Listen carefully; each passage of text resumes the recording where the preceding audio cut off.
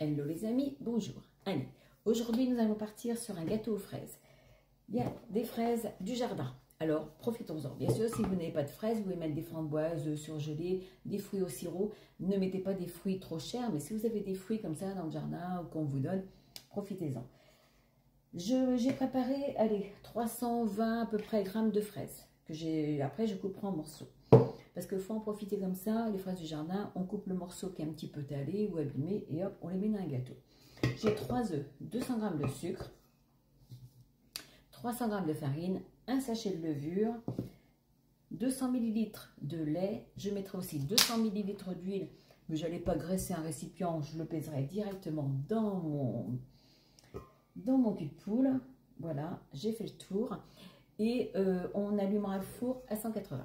Allez, pour l'instant, je bats au batteur ou au fouet, mais avec un petit peu d'huile de coude, le sucre et les œufs. Bon voilà, il faut que le mélange devienne mousseux et blanchisse. J'avais oublié aussi un petit peu de vanille. Alors, vous mettez la vanille que vous voulez en poudre, en liquide. Allez, un petit peu au pif, comme ça. Voilà. Ensuite, je rajoute le lait. Et je vais peser mon huile. Voilà, j'ai rebattu un petit peu. Je rajoute le mélange farine, levure. Voilà, mais je vais y aller un petit peu en allant pour pas que ça fasse de grumeaux. Et après, je suis à D6 du moule. Alors, suivant la quantité, au départ, je voulais le faire dans le moule Charlotte de chez Guy de Marle. Il y avait un petit rebord où on remet des fraises dedans, mais j'ai peur que le gâteau soit trop haut avec la pâte et que toutes les fraises soient dans le fond. Voilà. Alors, j'avais dit aussi le moule rond de 22 cm. Mais bon, après j'ai dit, il y a le Cubicube.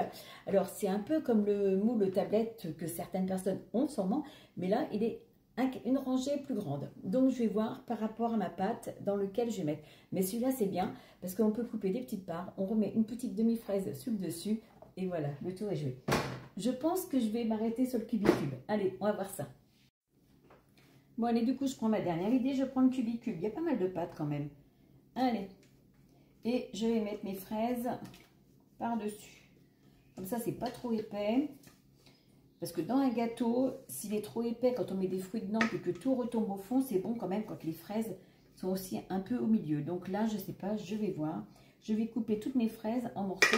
Il y a de la levure, donc il va gonfler. Alors, je voudrais pas qu'il soit non plus trop gonflé. Je vais surveiller, sinon je mets une toile de cuisson. Parce qu'après, je vais le retourner pour le couper en carré. Bon, voilà, j'ai coupé mes fraises en morceaux. Je les pose par-dessus. Allez, on les répartit un petit peu en les mélangeant. Comme ça, il y en aura un peu au milieu de la pâte.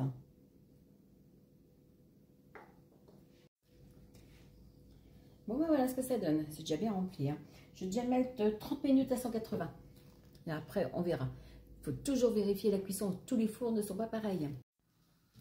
Voilà, voilà. J'ai mis 45 minutes de cuisson. J'ai pas mis de toile de cuisson par-dessus parce qu'il a gonflé normalement droit. Bon allez, je vais attendre 5 minutes pour le démouler parce que là il vient de sortir. Et puis on se retrouve.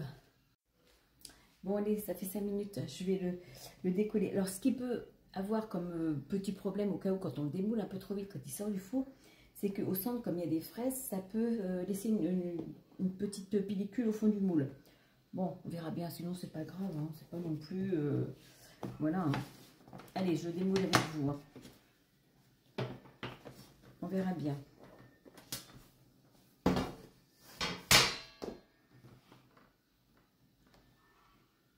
Voilà ce que je vous ai dit. Non, impeccable, regardez. En allant tout doucement. Et voilà, impeccable. Rien n'est resté.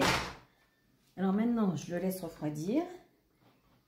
Voilà, j'ai préparé mes petites fraises pour faire chaque petit carré avec une petite fraise dessus. Mais ça, je le ferai après parce que sinon, mes fraises, elles vont cuire sur le gâteau. Donc, c'est pour dire que quand on regarde, là, c'est le fond. J'ai mis les fraises tout dessus et vous voyez, il y a des fraises aussi dans le fond. Donc, normalement, ça devrait être bien réparti à peu près. Alors, le principal, c'est que tout ne soit pas ou au fond ou au-dessus. C'est quand même mieux. Voilà, voilà. Mon petit gâteau est froid. J'ai rajouté mes petites fraises dessus et maintenant je vais en couper quelques petits carrés. Voilà, c'est pratique, ça fait 20 petits carrés. Allez, bon allez, on en coupe une petite part. Vous voyez, avec des enfants c'est très pratique.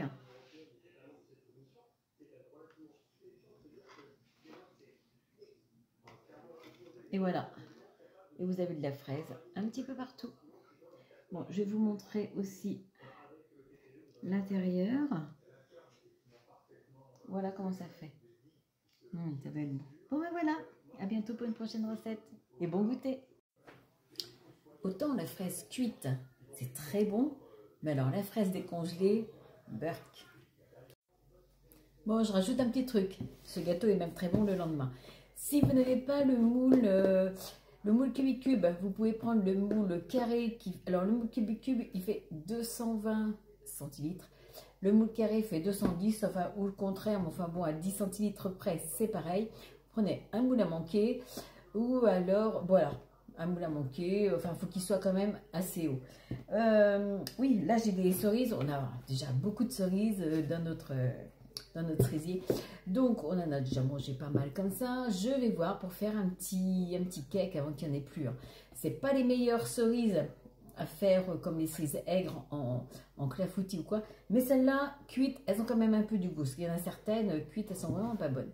Bon, bah allez, à bientôt pour une prochaine recette.